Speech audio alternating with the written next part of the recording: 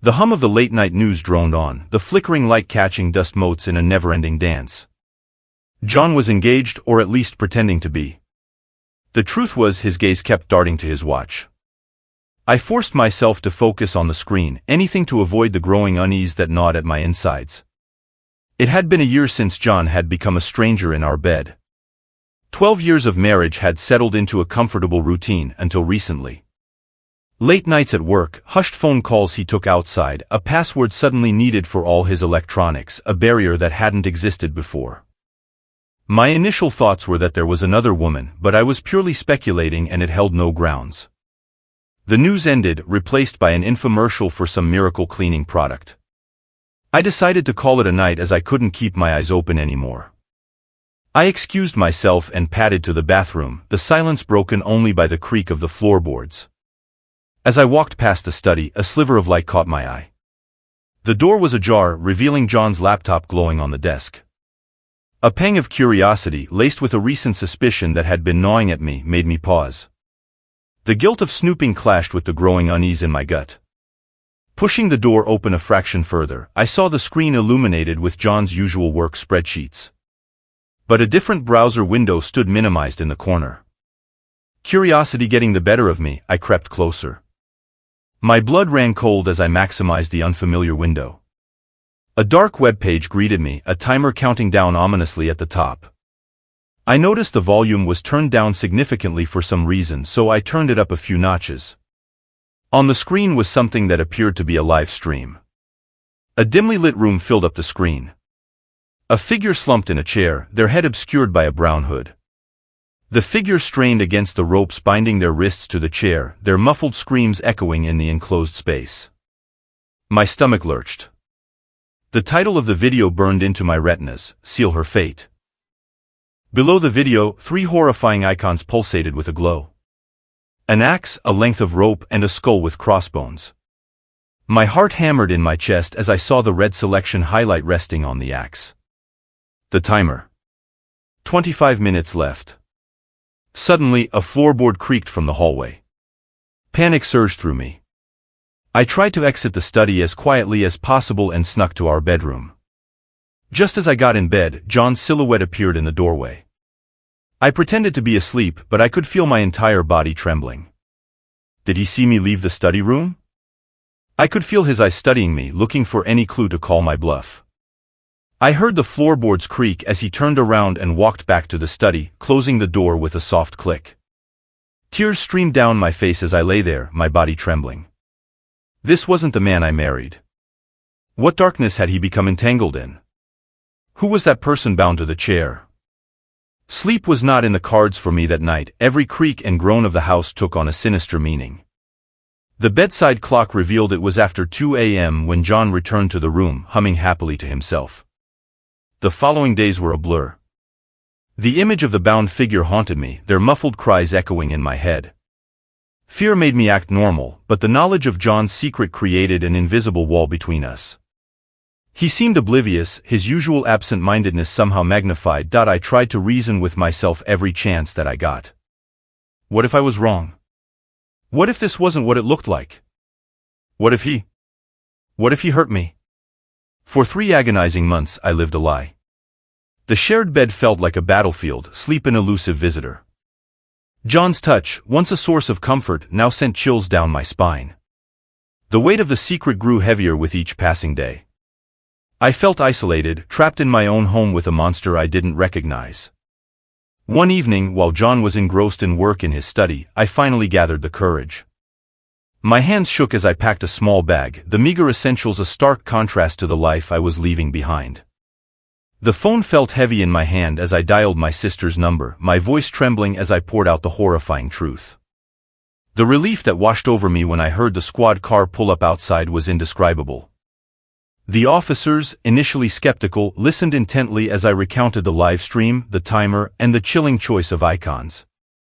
Another officer was talking to John in the study, so I felt relieved having to not look into his eyes while revealing what I saw that night.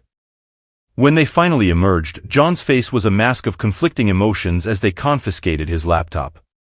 My sister arrived minutes later to escort me back to her house. I avoided John's eyes, but I could feel them glaring at me with intense hatred as I walked out of the house.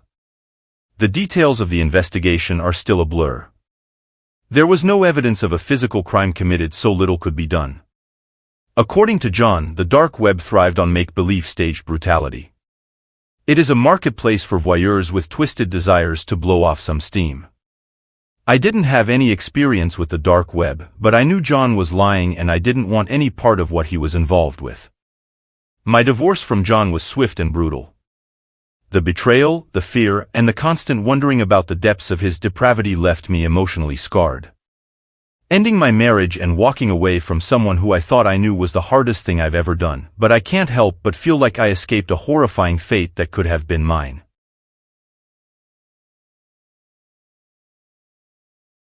Hey guys. Please consider subscribing if you want more videos from us here at Frightfest Factory. Let's get back into it.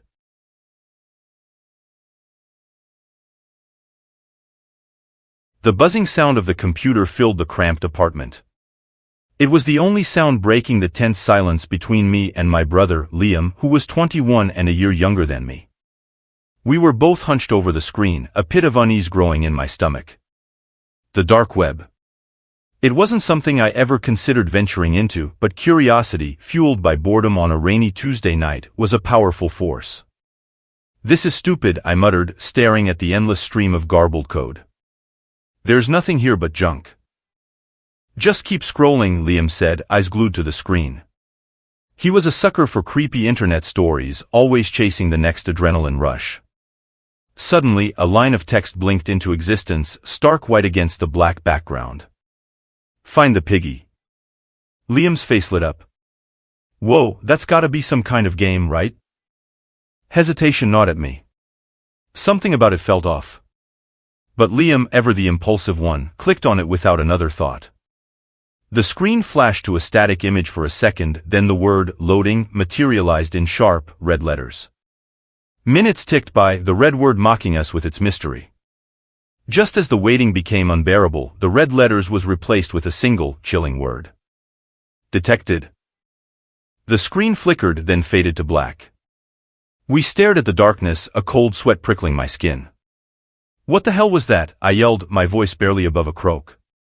"Maybe it's some puzzle game," Liam said, but his voice lacked its usual enthusiasm. We sat in uneasy silence for what felt like hours, the darkness of the screen a physical weight in the room. "Okay, I'm over this," I said, feeling annoyed. "Let's just close it up and get some pizza." I picked up my phone and started to place our order. About 5 minutes later, a sharp rapping on the front door made us both jump. We exchanged a nervous glance. It was definitely not the pizza delivery guy, so who could it be this late?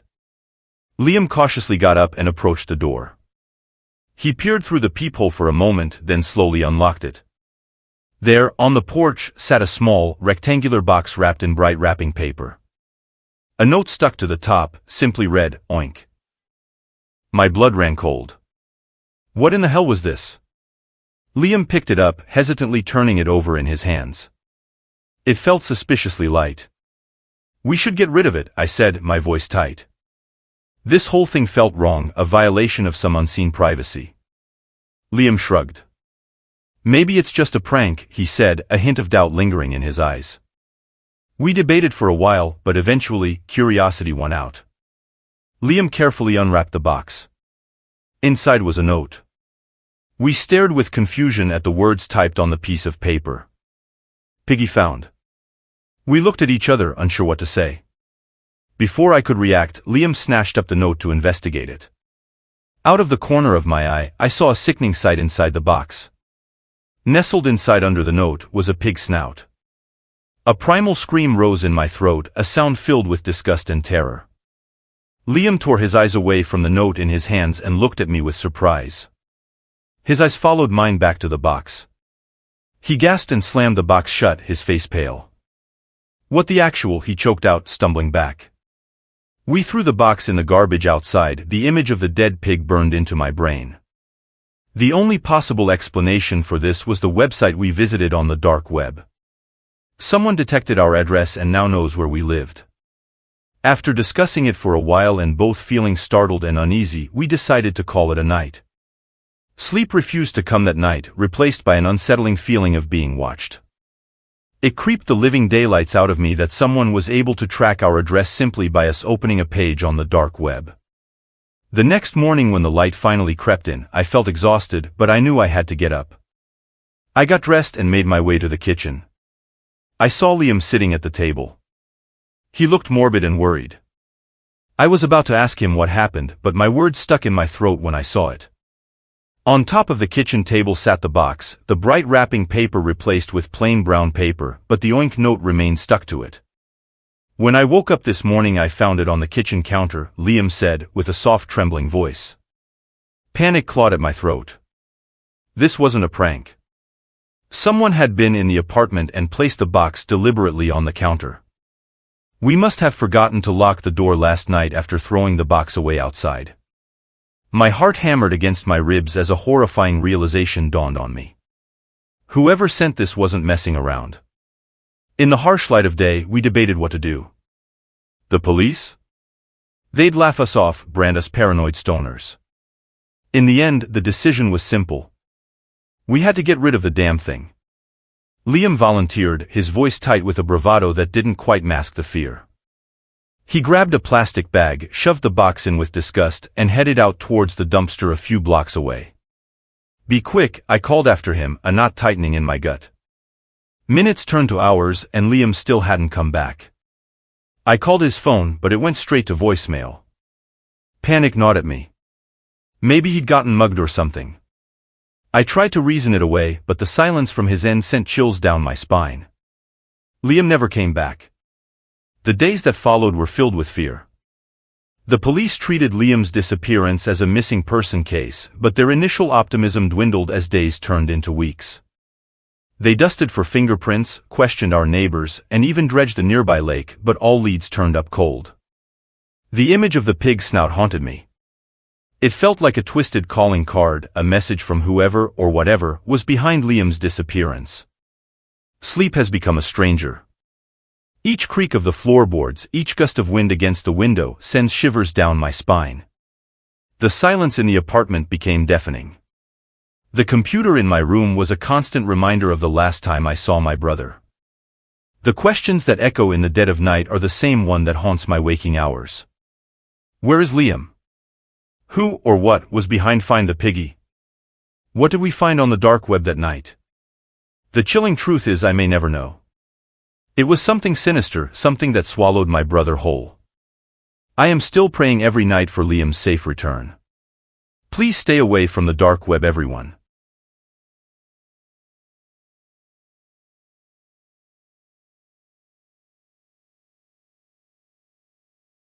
I sat home alone on a Saturday evening with nothing better to do. All of my friends were busy and my boyfriend was at a sports event. Having always been adventurous, the dark web practically called my name. With a mix of curiosity and caution, I embarked on this forbidden journey. After navigating through the maze of hidden websites and encrypted chat rooms for a few minutes, I stumbled upon an interesting-looking page. The words flickered before me. Want to enter the live stream? I typed out yes. Username? I thought about it for a second and just typed my nickname, which was Lola. After hitting enter, I was taken to another page which loaded instantly. I stared at the scene in front of me. The big room was dimly lit, the only sources of illumination coming from the glow of computer screens and the flicker of candlelight.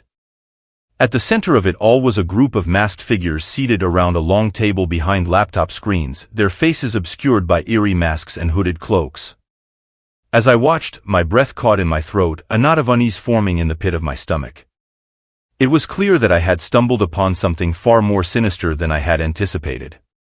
But what disturbed me the most was the realization that they knew they were being watched.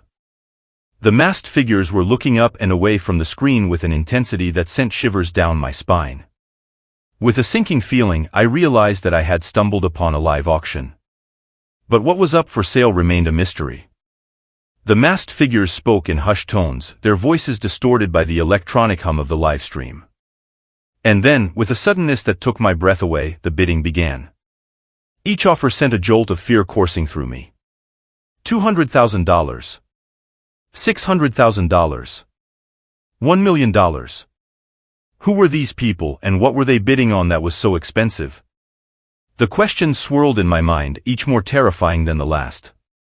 As the bidding continued, my sense of dread deepened. It was as if I had stumbled upon a den of lions, each participant eager to claim the prize at any cost. And yet, despite the darkness that surrounded me, I found myself unable to tear my eyes away from the screen, transfixed by the spectacle unfolding before me.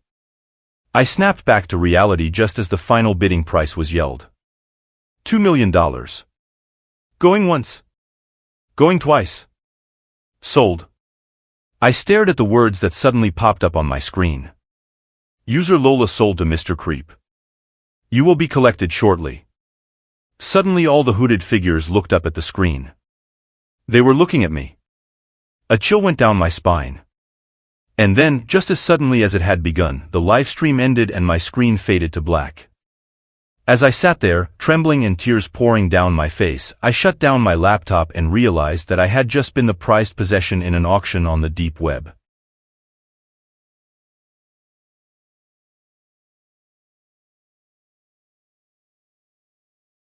The damp night air clung to me like a second skin as I gripped the steering wheel, knuckles white. I felt nervous, but excited. This wasn't my first drop-off for the professor, my anonymous online alias on the dark web, but the sheer volume of the order had my nerves singing a high-pitched tune. 10 Glock pistols and 3 silenced shotguns, all nestled snugly in a battered duffel bag on the passenger seat. It was a side hustle, a way to supplement my modest income. I wasn't proud of it, the constant fear of getting pinched by the feds a prickly companion, but the opportunity of making easy money was too strong. The dark web had seemed like a safe haven, a cloak of anonymity protecting me from the real world's consequences. How naive I was. The first transaction had been a breeze. A nervous college kid wanting a little protection, the kind anonymity offered. We met in a deserted parking lot, avoiding eye contact and exchanging only a few words. The money exchanged hands, the gun vanished, and I was gone before anyone could blink. Feeling courageous by the initial success, I upped my game, listing more guns on the professor's page. This time, however, the buyer was different. A voice rasped from a burner phone, a digitized distortion that sent shivers down my spine. I have a large order. 10 Glocks and 3 silenced shotguns. You sure you got that kind of firepower? I swallowed, my voice a dry rasp. Guaranteed. No questions asked. The voice chuckled, a hollow, humorless sound. I like the sound of that. Meet me by the old oak tree in Elmwood Park, tomorrow evening sharp at 10 p.m. The next evening I made my way to the drop-off location. The park, normally occupied by families during the day, was now a deserted scene straight out of a horror movie. My car idled nervously, the engine a comforting sound against the oppressive silence. Minutes bled into an eternity. My breath came in ragged bursts, each rustle in the bushes sending a jolt through me. Then, the rumble of an engine.